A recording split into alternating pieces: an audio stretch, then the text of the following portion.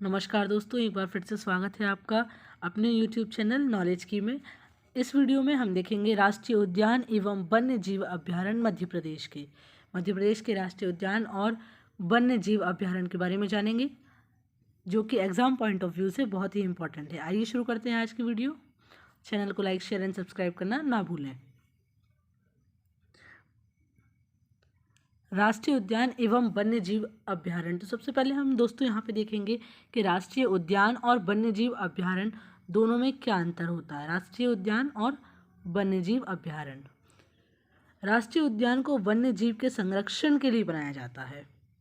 वन्य जीव के संरक्षण के लिए बनाया जाता है, जिसके कुछ नियमों के अंतर्गत इसे चलाया जाता है।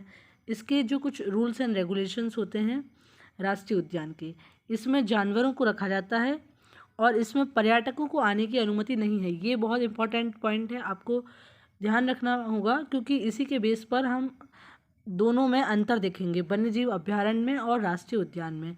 तो सबसे बड़ा अंतर तो यही है कि इसमें पर्यटकों को आने की अनुमति नहीं रहती। जो नेशनल पार्क रहते हैं, जो नेशनल पार्क्स रहते हैं, जो राष्ट्रीय उद्यान रहते हैं, उनमें पर्यटकों को आने की, घूमने की अनुमति नहीं दी जाती है। ये पूरी तरह से सरकार के द्वारा चलाया जाता है। और ये दूसरा पॉइंट है जो कि आपको याद रखना है कि ये पूरी तरह सरकारी होता है। कोई भी राष्ट्रीय उद्यान है अगर तो वो पूरी तरह सरकारी है। उसमें कोई भी प्राइवेट कंपनी का या कोई भी प्राइवेट इंस्टीट्यूशन का उसमें कोई भी हिस्सा नहीं रहता है।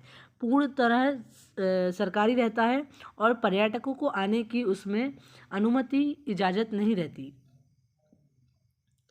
जैसा कि हमने देखा कि इसमें किसी भी तरह की पर्सनल भागीदारी नहीं होती है। अब आते हैं वन्यजीव अभयारण्य पे। वन्यजीव अभयारण्य का जो उत्पत्ति है, अभयारण्य की जो उत्पत्ति है वो दो शब्दों से मिलकर हुई है, अभय प्लस आरण्य। इसके दो शब्द उपयोग किए गए हैं। अभय जिसका अर्थ होता है जानवरों के घूमने की जगह, जहाँ पर जानवर जो है वो घूम सके। आरण्य का अर्थ होता है वन, ऐसे जंगल जहाँ पर जानवर घूम सकें, उन्हें अभयारण्य कहा जाता है।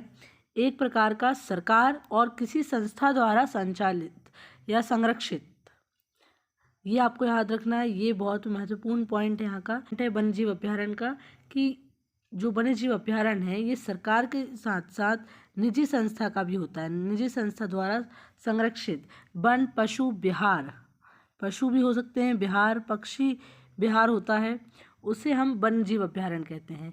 इसे बनाने का मुख्य उद्देश्य जीव जंतु, पक्षी या फिर वन्य संपदाओं को संरक्षित करना होता है।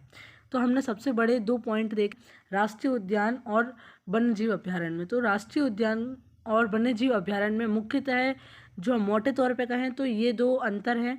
पहला अंतर कि जो राष्ट्रीय उद्यान होते हैं, जो नेशनल पार्क होते हैं, वहाँ पे पर्यटकों को जाने की अनुमति नहीं रहती, लेकिन जो वन्यजीव अभयारण्य है वहाँ पर पर्यटकों को जाने की अनुमति रहती है।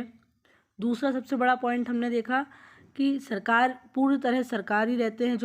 जो राष्ट्रीय उद्यान रहते हैं, जो नेशनल पार्क होते हैं, वो पूर्ण तरह सरकारी होते हैं, किसी संस्था की भागीदारी उनमें नहीं होती। लेकिन जो वन्यजीव अभयारण्य होते हैं उनमें सरकार के साथ साथ प्राइवेट संस्थाओं की भी भागीदारी होती है, प्राइवेट ग्रुप्स की भी उनमें भागीदारी होती है। अब इसी के साथ आगे देखते हैं राष्ट्रीय उद्यान और वन्यजीव अभयारण्य में अंतर। अभी तो हमने दोनों की डेफिनेशंस देखी थी, अब हम इसमें मुख्यतः जो अंतर है उनको देखते हैं। आइए जानते हैं। राष्ट्रीय उद्यान में आप अपने जानवर जैसे कि गाय, बकरी, भैंस, भेड़ आदि को चरा नहीं सकते। जैसा कि हमने पीछे देखा कि राष्ट्रीय उद्यान में आने जाने की अनुमति नहीं रहती है, उसी तरह आप यहाँ पे अपने जो एनिमल्स हैं उनको ग्रेजिंग नहीं करा सकते। आप यहाँ जानवर नहीं चरा सकते, गाय, बकरी, भैंस, भेड़ आदि को नहीं चरा सकते। जबकि वन्यजीव अभयारण्य में कुछ समय के लिए इन्हें चरा सकते, कुछ समय के लिए, और वो भी कुछ एरिया रिस्ट्रिक्टेड रहता है, वहाँ पर आप इनको नहीं लेके जा सकते।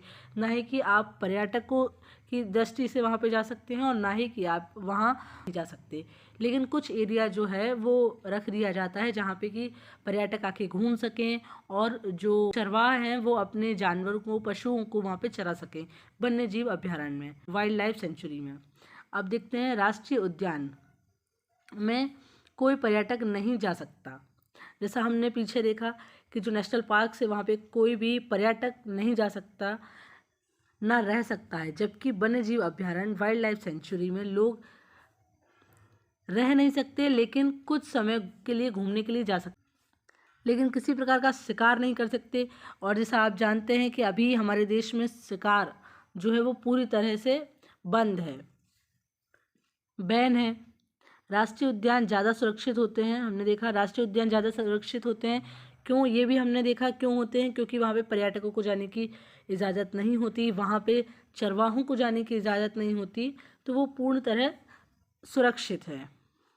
जबकि वन्य जीव अभ्यारण्य उतना अधिक सुरक्षित नहीं है, क्योंकि वहाँ पे पर्यटक भी जा सकते हैं, और जो वन्य जीव अभ्यारण्य है वो पूरी तरह सरकारी नहीं है, वहाँ पे प्राइवेट कंपनी भी इन्वेस्ट कर सकती हैं। प्राइवेट कंपनी या प्राइवेट इंस्टीट्यूशंस अगर कोई है तो वो भी वन्य जीव अभ्यारण्य में अपना शेयर रख सकता है। लेकिन नेशनल पार्क की बात करें, राष्ट्रीय उद्यान की बात करें, तो वहाँ पे केवल सरकार ही उसका देखरेख करती है, सरकार के अंडर वो रहता है।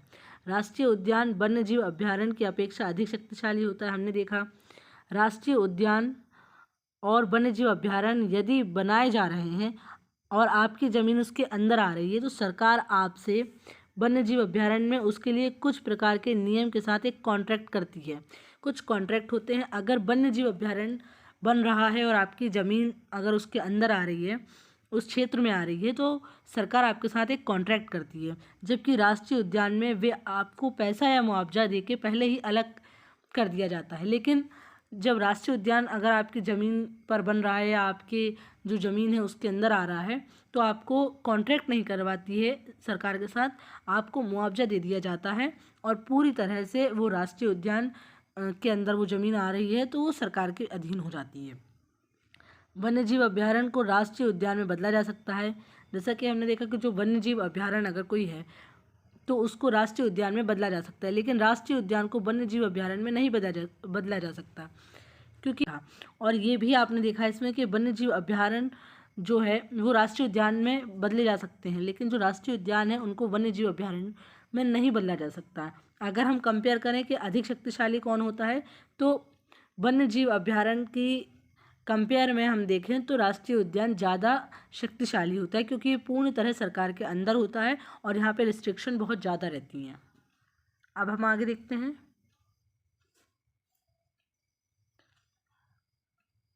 नेशनल पार्क देखेंगे अब हम। राष्ट्रीय उद्यान तो सबसे बड़ा, सबसे छोटा, और जो इम्पोर्टेंट पॉइंट्स हैं राष्ट्रीय उद्यान नेशनल पार्क्स के बारे में हम उनको जानेंगे। मध्य प्रदेश का सबसे बड़ा राष्ट्रीय उद्यान कान्हा किसली, जो कान्हा किसली नेशनल पार्क है वो सबसे बड़ा राष्ट्रीय उद्यान है और पहला भी कहा जाता है। मध्य प्रदेश का सबसे छोटा राष्ट्रीय उद्यान जीवाश्म राष्ट्रीय उद्यान है, जो कि डिंडौरी के अंदर आता है, डिंडौरी जिले के अंदर आता है। मध्य प्रदेश में सबसे अधिक बाघ कान्हा किसली राष्ट्रीय उद्यान में पाए जाते हैं। सबसे अधिक बाघों की संख्या अगर पाई जाती है तो कान्हा किसली के अंदर पाई जाती है, कान्हा किसली राष्ट्रीय उद्यान में पाई जाती है। लेकिन सर्वाधिक बाघों का घनत्व अगर देखें तो वो बांधवगढ़ राष्ट्रीय उद्यान में पाया जाता है। मध्य प्रदेश में सर्वाधिक बाघ की अगर संख्या पूछी जाए तो कान्हा किसली राष्ट्रीय उद्यान के अंतर्गत आता है, लेकिन सर्वाधिक घनत्व अगर पूछा जाए कि किस राष्ट्रीय उद्यान के अंतर्गत बाघों का सर्वाधिक घनत्व है तो वो बांधवगढ़ राष्ट्रीय उद्यान के अंदर पाया जाता है। चीतल मध्य प्रदेश के राष्ट्रीय उद्यानों में सर्वाधिक पाया जाता है।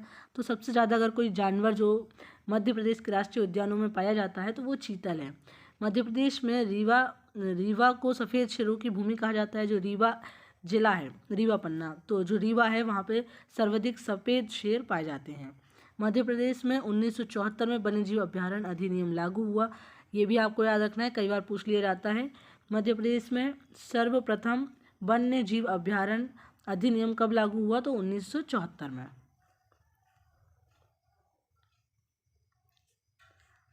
अब देखते हैं राष्ट्रीय उद्यान नेशनल पार्क, जो कि कान्हा किसली राष्ट्रीय उद्यान को देखेंगे तो ये मंडला जिले के अंतर्गत आता है। मंडला जिले के अंतर्गत कान्हा किसली राष्ट्रीय उद्यान आता है। क्षेत्रफल इसका 940 वर्ग किलोमीटर है। मध्य प्रदेश का सबसे बड़ा राष्ट्रीय उद्यान है। हमने जैसा कि पिछली स्लाइड में देखा कि मध्य प्रदेश का सबसे बड़ा राष्ट्रीय उद्यान कान्हा किसली है। इसे सन 1933 में अभ्यारण्य तथा 1955 में नेशनल पार्क बनाया गया। हमने पीछे जो पॉइंट देखे थे उसमें हमने देखा था कि किसी भी वन्यजीव अभ्यारण्य को नेशनल पार्क में यानी कि राष्ट्रीय उद्यान में बदला जा सकता है। तो उसी के तहत उसी के अंतर्गत यहाँ पर कान्हा किसली राष्ट्रीय उद्यान, जो कि पहले वन्यजीव अभ्यारण्य हुआ करता था, इसे 1955 में नेशनल पार्क बनाया गया था। कान्हा किसली राष्ट्रीय उद्यान को 1974 में बाघ परियोजना टाइगर रिजर्व में शामिल किया गया। टाइगर रिजर्व 1974 में बाघ परियोजना के अंतर्गत इसे शामिल किया गया। इस राष्ट्रीय उद्यान में बारहसिंगा, चीतल, चिंगार, बाघ, तेंदुआ, भालू आदि पाए जाते हैं। यहाँ पे आप देख सकते हैं ये चीतल का एक फोटो है, लगा दिया गया था, हिरण जैसा दिख रहा है, इसे चीतल कहा जाता है। यहाँ हालो घाटी तथा बंजर घाटी प्रमुख दर्शनीय स्थल हैं। हालो घाटी और बंजर घाटी ये नदियों में आपको मिलेगा। हालो घाटी और बंजर घाटी यहाँ से निकलती हैं और दर्शनीय स्थल है क्योंकि इसी राष्ट्रीय उद्यान के बीचों बीच से निकलती है। इस राष्ट्रीय उद्यान को वर्ल्ड बैंक की सहायता से पार्क इंटर प्रिवेंशन योजना चल रही है। तो वर्ल्ड बैंक की मदद से इसी राष्ट्रीय उद्यान में पार्क इंटर प्रिवेंशन योजना चल रही है। कान्हा किसली राष्ट्रीय उद्यान 1974 में बाघ परियोजना में शामिल किया गया था। और ये भी याद रखना है साथ ही साथ कि बाघ परियोजना में शामिल होने वाला मध्य प्रदेश का पहला राष्ट्रीय उद्यान कान्हा किसली था। कान्हा किसली है जो कि पहला ऐसा राष्ट्रीय उद्यान है जो कि बाघ परियोजना के अंतर्गत शामिल हुआ है।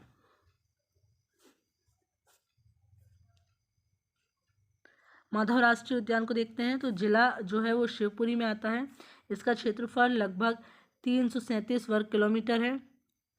स्थापना 1958 में हुई। इस राष्ट्रीय उद्यान से राष्ट्रीय राजमार्ग 3 आगरा मुंबई गुजरता है। ये भी आपको याद रखना है, कई बार पूछ लिया जाता है कि आगरा मुंबई जो है वो किस राष्ट्रीय उद्यान के बीचों बीच से गुजरता है, तो वो है माधव राष्ट्रीय उद्यान। माधव राष्ट्रीय उद्यान में एक पहाड़ी शिखर पर जॉर्ज कैसल नामक एक भव्य भवन बना हुआ है। जॉर्ज कैसल, ये भी पूछ सकते हैं आपसे कई बार कि जॉर्ज कैसल जो भवन है वो किस राष्ट्रीय उद्यान के अंतर्गत बना हुआ है, तो वो है माधव राष्ट्रीय उद्यान। माधव राष्ट्रीय उद्यान मध्य प्रदेश के शिवपुरी जिले में है। इसका क्षेत्रफल 375 वर्ग किलोमीटर है। कई बार ये जो वर्ग किलोमीटर है कई बुक्स में अलग दिया जाता है, कई बुक्स में सेम दिया जाता है। क्षेत्रफल है ये बहुत कम पूछा जाता है। आपको सबसे बड़े का क्षेत्रफल याद रखना है और सबसे छोटे का क्षेत्रफल याद रखना है। माधव राष्ट्रीय उद्यान शिवपुरी जिले में स्थित है, ये आपको याद रखना है। जॉर्ज कैसल भवन यहाँ पे पड़ता है शिवपुरी जिले में, जो कि इसी राष्ट्रीय उद्यान के अंतर्गत बना हुआ है, ये भी आपको याद रखना है। इसकी स्थापना कब हुई ये भी आपको याद रखना है। और सबसे महत्वपूर्ण, राजमार्ग 3 आगरा मुंबई यहीं से गुजरता है। बांधवगढ़ राष्ट्रीय उद्यान को देखेंगे, ये शहडोल जिले के अंतर्गत पड़ता है। इसका क्षेत्रफल 437 वर्ग किलोमीटर है। सन 1968 में ये बना। इसे 1993 में बाघ परियोजना में शामिल किया गया। बाघ परियोजना में कब कौन सा राष्ट्रीय उद्यान शामिल हुआ, ये बहुत महत्वपूर्ण जानकारी है, इसे ध्यान में रखना है। राष्ट्रीय उद्यान को 1993 में बाघ परियोजना के अंतर्गत शामिल किया गया। यहाँ बाघों का सर्वाधिक घनत्व है, हमने देखा। बांधवगढ़ जो है ये 32 पहाड़ियों से घिरा हुआ है। इस राष्ट्रीय उद्यान में सफ़ेद शेर पाए जाते हैं। बांधवगढ़ में सफ़ेद शेर पाए जाते हैं। हमने पीछे देखा था रीवा को सफ़ेद शेरों की भूमि कहा जाता है, और जो बांधवगढ़ राष्ट्रीय उद्यान है इसके अंतर्गत सफ़ेद शेर पाए जाते हैं। अब चलते हैं फॉसिल जीवाश्म राष्ट्रीय उद्यान की ओर। तो ये smallest national park of MP है। सबसे छोटा नेशनल पार्क की हम बात करें तो फॉसिल जीवाश्म राष्ट्रीय उद्यान है। ये डिंडौरी जिले के अंतर्गत पड़ता है, डिंडौरी में आता है। इसका जो क्षेत्रफल है वो 0.27 वर्ग किलोमीटर है। तो इसका क्षेत्रफल आपको ध्यान रखना है, जो सबसे बड़ा है उसका क्षेत्रफल आपको याद रखना है। इसका क्षेत्रफल जो है फॉसिल जीवाश्म राष्ट्रीय उद्यान का जो क्षेत्रफल है वो 0.27 वर्ग किलोमीटर है। ये डिंडौरी जिले के अंतर्गत आता है। स्थापना 1968 में हुई। क्षेत्रफल की दृष्टि से मध्य प्रदेश का सबसे छोटा राष्ट्रीय उद्यान है ये। इस उद्यान में पादपों तथा जीव जंतुओं के जीवाश्म पाए जाते हैं। तो इस राष्ट्रीय उद्यान में पादपों तथा जंतुओं के जीवाश्म पाए जाते हैं। यहाँ पर आप देख सकते हैं कि ये एक पिक्चर है। ये जो है ये एक पेड़ के जीवाश्म है। इसमें लिखा हुआ भी है, ताड़ लिखा हुआ है। ये ताड़ जो पेड़ होता है उसका जीवाश्म है ये। और यहाँ पर इसका देख सकते हैं आप कि ये इसका गेट है। यहाँ पर सामने डायनासोर की पिक्चर्स बनी हुई है, डायनासोर बना हुआ है। बिहार राष्ट्रीय उद्यान को देखेंगे तो ये भोपाल जिले के अंतर्गत आता है। भोपाल जिले के अंतर्गत आता है वन बिहार राष्ट्रीय उद्यान। इसका क्षेत्रफल 4.452 वर्ग किलोमीटर है। स्थापना 1979 में हुई। वन बिहार राष्ट्रीय उद्यान मध्य प्रदेश के भोपाल जिले में स्थित है, जैसा हमने देखा। और कुछ खास है नहीं इसके बारे में। तो देखते हैं दोस्तों, संजय राष्ट्रीय उद्यान ये सीधी जिले में पड़ता है, मध्य प्रदेश के सीधी जिले में पड़ता है। इसकी स्थापना 1981 में हुई। क्षेत्रफल इसका 466 वर्ग किलोमीटर है। इस राष्ट्रीय उद्यान का कुछ हिस्सा छत्तीसगढ़ राज्य में चला गया। ये भी आपसे पूछ सकते हैं कि किस राष्ट्रीय उद्यान का जो क्षेत्रफल है वो छत्तीसगढ़ राज्य के अंतर्गत भी आता है। तो कुछ हिस्सा इस राष्ट्रीय उद्यान का छत्तीसगढ़ राज्य के अंतर आता है। संजय नेशनल पार्क को भी प्रोजेक्ट टाइगर में शामिल किया जा चुका है। टाइगर प्रोजेक्ट के अंतर्गत आता है संजय राष्ट्रीय उद्यान। संजय राष्ट्रीय उद्यान मध्य प्रदेश के सीधी जिले में स्थित है। इसका क्षेत्रफल आपने देखा है 466 वर्ग किलोमीटर है। इसकी स्थापना 1981 में हुई। पन्ना राष्ट्रीय उद्यान को देखेंगे तो ये पन्ना एवं छतरपुर जिले के अंतर्गत आता है। पन्ना राष्ट्रीय उद्यान पन्ना एवं छतरपुर जिले के अंतर्गत आता है। इसका क्षेत्रफल 543 वर्ग किलोमीटर है। इसकी स्थापना 1981 में, इसकी भी 1981 में हुई। और पीछे हमने जो संजय राष्ट्रीय उद्यान देखा था उसकी स्थापना भी 1981 में हुई। इसे 1993 में बाघ परियोजना में शामिल किया गया। तो जो राष्ट्रीय उद्यान है उन्हें किस वर्ष बाघ परियोजना के अंतर्गत शामिल किया गया, ये भी आपको देखना है, आपसे पूछ सकते हैं परीक्षा में।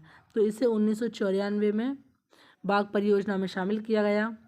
इसकी स्थापना 1981 में हुई। लगभग 543 वर्ग किलोमीटर क्षेत्रफल है इसका। पन्ना और छतरपुर जिले के अंतर्गत आता है। अब देखते हैं सतपुड़ा राष्ट्रीय उद्यान। तो ये होशंगाबाद जो जिला आता है उसके अंतर्गत आता है सतपुड़ा राष्ट्रीय उद्यान। इसका क्षेत्रफल 525 वर्ग किलोमीटर है। स्थापना 1983 में। सतपुड़ा नेशनल पार्क में कृष्ण मृगों की संख्या अधिक है। सतपुड़ा राष्ट्रीय उद्यान को 1999 में 2000 में प्रोजेक्ट टाइगर में शामिल किया गया। तो सतपुड़ा राष्ट्रीय उद्यान भी प्रोजेक्ट टाइगर के अंतर्गत शामिल है।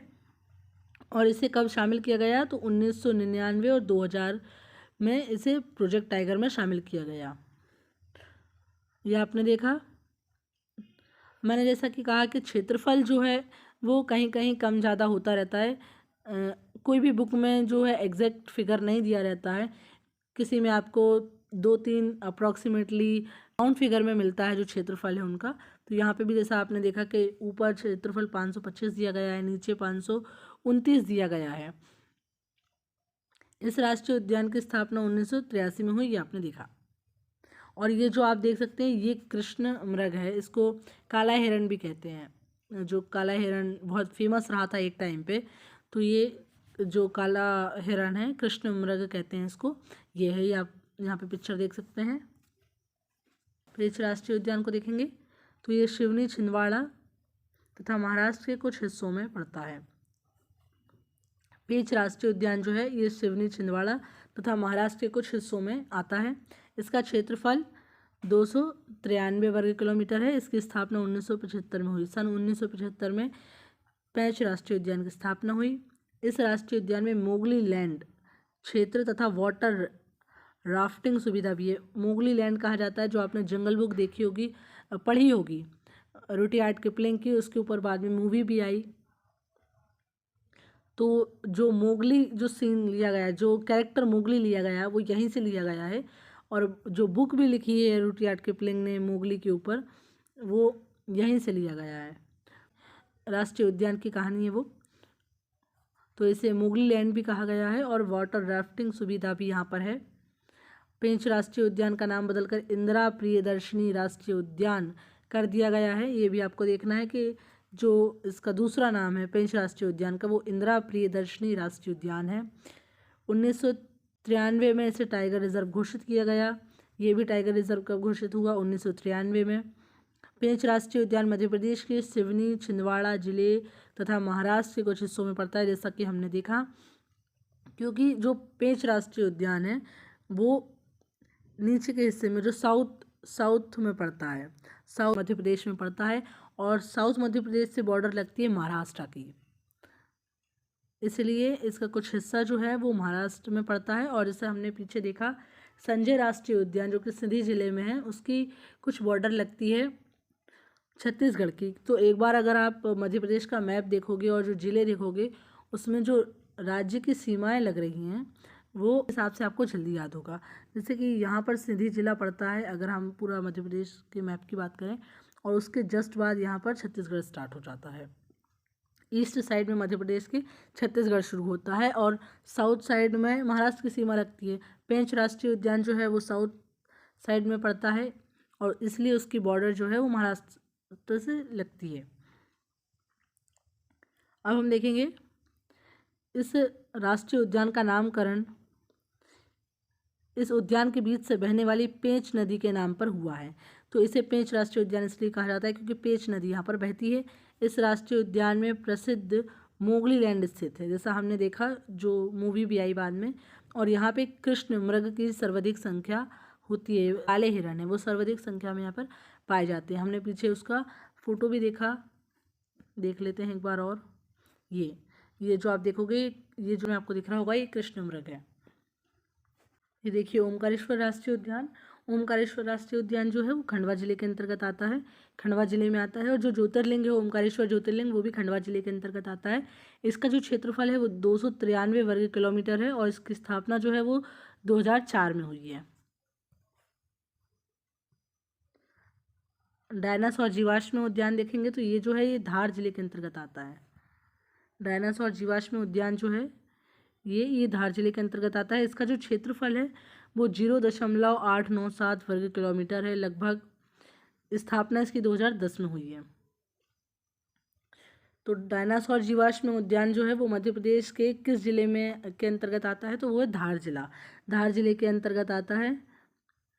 और इसका जो क्षेत्रफल है वो 0.897 वर्ग किलोमीटर है। स्थापना 2010 में हुई है। अब देखते हैं कुनो राष्ट्रीय उद्यान। कुनो राष्ट्रीय उद्यान जो है वो लेटेस्ट अभी ऐड हुआ है, 12th national park of Madhya Pradesh है, मतलब मध्य प्रदेश का 12वां राष्ट्रीय उद्यान है। कुनो राष्ट्रीय उद्यान मध्य प्रदेश के श्योपुर जिले में स्थित है, श्योपुर जिले में स्थित है। इसकी स्थापना 2018 में की गई, लेटेस्ट है ये। कुनो राष्ट्रीय उद्यान का क्षेत्रफल 749 वर्ग किलोमीटर है।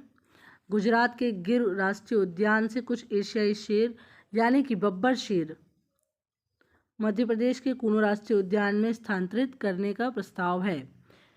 मध्य प्रदेश में 12 राष्ट्रीय उद्यान है टोटल हमने देखा, और जो 12th लेटेस्ट नेशनल पार्क है वो है कुनो राष्ट्रीय उद्यान जो कि 2018 में श्योपुर जिले में स्थित हुआ है। पालनपुर अभ्यारण्य को कुनो राष्ट्रीय उद्यान में बदला गया। जो पहले पालनपुर अभ्यारण्य हुआ करता था उस अभ्यारण्य को अब राष्ट्रीय उद्यान में बदला गया। हमने पहले स्लाइड्स में देखा था कि कोई भी अभ्यारण्य को राष्ट्रीय उद्यान में बदला जा सकता है। पालनपुर अभ्यारण्य जो हुआ करता था उसे अब कुनो राष्ट्रीय उद्यान में बदला गया है। सबसे महत्वपूर्ण इसमें जानने के लिए यह है कि ये श्योपुर जिले में स्थित है। 2018 में ये पारित हुआ है और ये कुनो पालनपुर अभ्यारण्य को बदला गया है राष्ट्रीय उद्यान में, कुनो राष्ट्रीय उद्यान में बदला गया है। और गुजरात के जो गिर राष्ट्रीय उद्यान से एशियाई यानी बब्बर शेरों को यहाँ पर लाया गया है। अब देखते हैं लास्ट में जो टाइगर प्रोजेक्ट्स हैं, हमने पहले भी देखा परंतु यहाँ पर हम एक बार और देख लेंगे ताकि ध्यान में रहे। मध्य प्रदेश के 6 राष्ट्रीय उद्यान प्रोजेक्ट टाइगर योजना में शामिल हैं। पहला है कान्हा-किसली है, हमने देखा था, जो कि सबसे बड़ा और सबसे पहला राष्ट्रीय उद्यान है जो कि टाइगर प्रोजेक्ट के अंतर्गत आया है। और राष्ट्रीय उद्यान भी कहा है तो सबसे पहला कान्हा-किसली ही था, और टाइगर प्रोजेक्ट लाने वाला भी पहला राष्ट्रीय उद्यान कान्हा-किसली ही था। बांधवगढ़ जो कि 32 पहाड़ियों से घिरा हुआ है, बांधवगढ़ राष्ट्रीय उद्यान। पन्ना राष्ट्रीय उद्यान जहाँ पर सफ़ेद शेर पाए जाते हैं। पेंच राष्ट्रीय उद्यान जहाँ पर मोगली लैंड है, मोगली लैंड कहा जाता है। पेंच राष्ट्रीय उद्यान मोगली लैंड भी है और यहाँ से नदी भी बहती है पेंच। सतपुड़ा राष्ट्रीय उद्यान की बात करें, सतपुड़ा राष्ट्रीय उद्यान जहाँ पर कृष्ण मृगों की संख्या सर्वाधिक है। संजय राष्ट्रीय उद्यान जिसका आधा हिस्सा जो है वो छत्तीसगढ़ राज्य से मिलता है। ये कुछ बातें हमने जानी। तो उम्मीद है दोस्तों आपको ये वीडियो अच्छी लगी होगी। चैनल को लाइक शेयर एंड सब्सक्राइब करना ना भूलें। ये पार्ट 1 है, पार्ट 2 हम लाएंगे जिसमें हम मध्य प्रदेश के वन्य जीव अभ्यारण्यों के बारे में जानेंगे।